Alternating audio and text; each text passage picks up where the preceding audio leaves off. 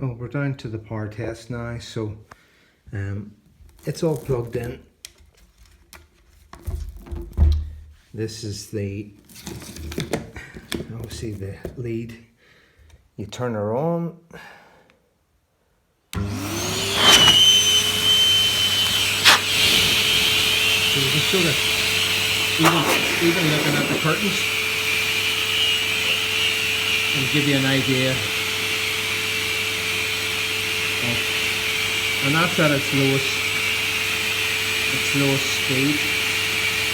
So it's plenty of, as you can see, I'm probably 2-3 feet away from it, and you can see the curtains blowing away.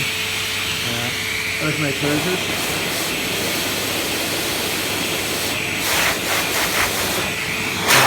And that's not even up fast. So it's going to increase the speed. It's going to increase the speed through it. You'll see how, if I can manage to hold this down, how the curtains blow. So that's the curtain, as you can see there. So we'll try and get a point at it. So that's the curtains. There they're blowing. You can see the mat trying to lift now. Look, everything's moving. If that doesn't show you how powerful it is, everything's moving. Look at my trainers. That's not even up full.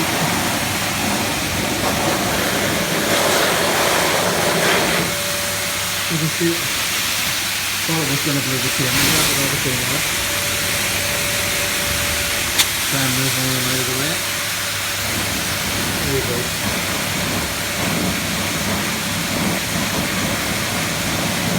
Even the dog's trying to get in on it. There you are. You can see the distance. So there's the curtain, and there's up to the glass. So that doesn't show you how powerful it is. So, trouser, that's what it looks like in the trousers.